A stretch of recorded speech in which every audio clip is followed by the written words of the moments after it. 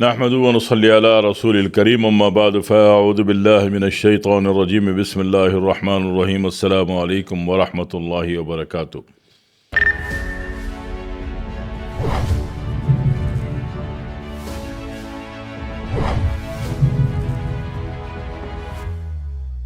ये बहुत सारे केसेस में एक जगह हम इलाज करते हैं शियाटिका का, तो उसमें STK VDR4 दे देते हैं। एक जगह इलाज करते हैं शियाटिका वाला तो सर्वाइकल में भी जाएगा, स्पेंडोलॉसिस में भी जाएगा, ठीक है ना। और दूसरा इलाज करते हैं आर्थराइटिस ऑस्टियो का। अब वो ऑस्टियो कंपाउंड हो रहा हो या आर्थराइटिस हो रहा हो या दोनों कंपाउंड कर रहे हो ह्यूमन बॉडी पे, यानी कि घुटने से लेके जो जोड़ जॉइंट का दर्द मसल शुरू हुआ वो पूरे जिस्म के जोड़ जॉइंट के दर्द तकलीफ में चला गया, तो उसमें BDVDR4 इस्तेमाल करते थे, ठीक है ना। तो तीसरी बात कि बेशुमार मर्द अहबाब जब सीमन एनालिसिस की सीमन की रिपोर्ट कराने गए तो पता चला कि अंदर से मादा नहीं आ रहा। अब मादा ही नहीं होगा, आएगा ही नहीं, तो टेस्ट कैसे होगा, है ना। तो यानी कि मादे की कमी, मादे को बढ़ाना, ठीक है। तो 3 काम ये कर रहा है। एक तो जोड़ जॉइंट की खुश्की ख़त्म कर रहा है। अगर आप सारी बातों को मिलाओ तो आपको खुद ही समझ में आती है कि ये कर क्या रहा है, ठीक है ना। एक सारे जोड़ जॉइंट की खुश्की को ख़त्म कर रहा है, पट्ठों की सख्ती या कड़ाव को ख़त्म कर रहा है, गैप के अंदर लुब्रिकेशन फिलिंग कर रहा है, ठीक है।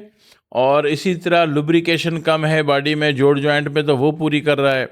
बॉडी में इनर बॉडी में खुश्की बहुत ज़्यादा तो वो मैनेज कर रहा है। तीसरी बात है कि मर्द का जो स्पर्म है, मैं स्पर्म काउंट की बात नहीं कर रहा, मैं मोटिलिटी रेट की बात नहीं कर रहा, रैपिड लाइनर की सिलो लाइनर की बात नहीं कर रहा, मैं सिर्फ स्पर्म की बात कर रहा हूँ जो मादा है, मादा मनविया, ठीक है ना। अभी जरासीम वाली बात नहीं की। तो मादा ही नहीं है, तो मादा होगा तो बंदा टेस्ट करवा के देखेगा ना कि मेरी रिपोर्ट ये आ रही है, ठीक है ना। अभी पिछली वाली से सॉरी करूं या अगली वाली को ऑफ़र दे दूं कि भाई शादी कर लो, ठीक है। तो रिपोर्ट पास होगी तो बंदे को बाख्तियार होगा ना। तो ये सारे काम जो है ना मुश्तरका तौर पर NM से हो जाते हैं, ठीक है। हम एक दफ़ा नॉर्मल कोर्स देते हैं, जैसे कि शियाटिका का दे दिया, सर्वाइकल का दे दिया, आर्थराइटिस का दे दिया और देखा कि भाई काम हो गया, ठीक है। कोई बोलता है काम नहीं होता, एक कोर्स और दे दो, तो फिर हम इसमें NM ज़रूर शामिल कर देते हैं, ऐड कर देते हैं, ताकि दूसरी दफ़ा मजबूरन अगर किसी ने दवा ली है, पैसे खर्च किए हैं, तो तीसरी दफ़ा उसको, अल्लाह के बंदे को दवा लेने की ज़रूरत ना पड़े और वो ठीक हो जाए।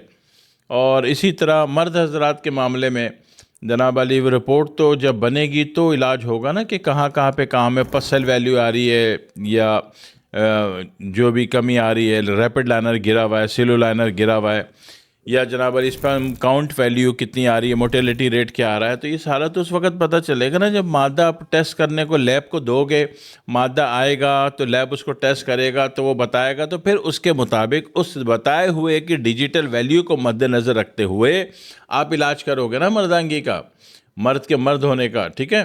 तो ये मसला इससे हल हो जाता है NM से, ठीक। एक बात। दूसरी बात है कि NM नीम गर्म पानी से भी ली जा सकती है दिन में किसी 2 टाइम, लेकिन किसी को जल्दी हो, ठीक है ना, 15 दिन में शादी है और उससे पहले पहले अपनी रिपोर्ट लगा के निकाल के चेक करनी है कि भाई मामला ठीक है कि नहीं है। और इसी तरीके से इलाज का रिज़ल्ट जल्दी चाहिए, शियाटिका का या सर्वाइकल का या कह लीजिए कि स्पेंडोलॉसिस का या आर्थराइटिस का, तो उसका रिज़ल्ट जल्दी चाहिए, तो उसमें भी NM हम ऐड कर देते हैं। तो इन सारे कामों में NM ऐड होती है। और अगर जल्दी चाहिए रिज़ल्ट तो फिर बजाय नीम गर्म पानी से लेने के इसको नीम गर्म दूध से ले लिया जाए, ठीक है। बेशक दूध ज़्यादा नहीं, बाल्टी भर के नहीं लेना है, ठीक है ना। बेशक आप 1/4 कप नीम गर्म दूध ले लें, ठीक है। तो दूध एक एडिशनल वैल्यू है जिससे इसकी रफ्तार सफ़र बढ़ती है। दूध का मतलब ये नहीं कि दूध असली है और खाली से उससे बड़ा फ़ायदा होता है, ताकत होती है, कुछ भी नहीं होता।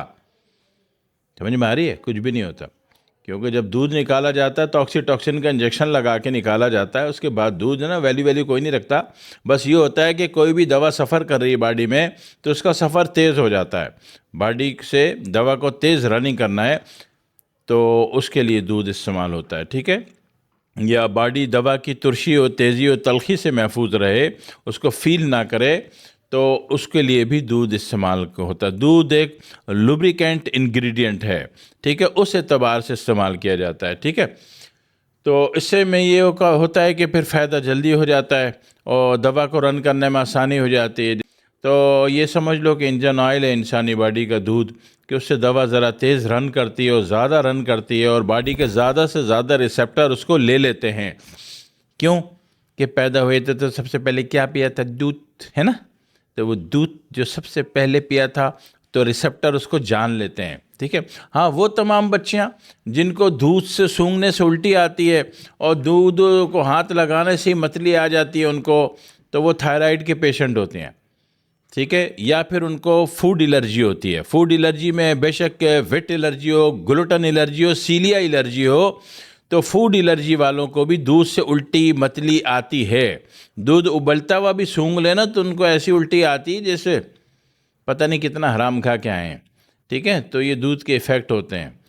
तो उससे पता चल जाता है कि फिर किसका कौन सा टेस्ट कराना है। या थायराइड, गले में कोई तकलीफ़ है तो थायराइड का कराना है, दूध से किसी को प्रॉब्लम आ रही है तो, और गले में तकलीफ़ नहीं है तो फूड एलर्जी का टेस्ट करवाना है और फिर उसका इलाज करना है, उसकी जान छुड़ानी है। पूरी ज़िंदगी परहेज़ थोड़ी करना होता है, ठीक है।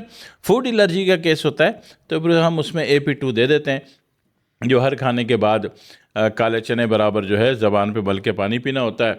और फूड एलर्जी तीनों में से कोई भी किस्म हो, वेट एलर्जी, ग्लूटेन एलर्जी, सीलिया एलर्जी, तीनों की तीनों एलर्जीज़ एक ही AP2 से गारत हो जाती हैं अल्हम्दुलिल्लाह।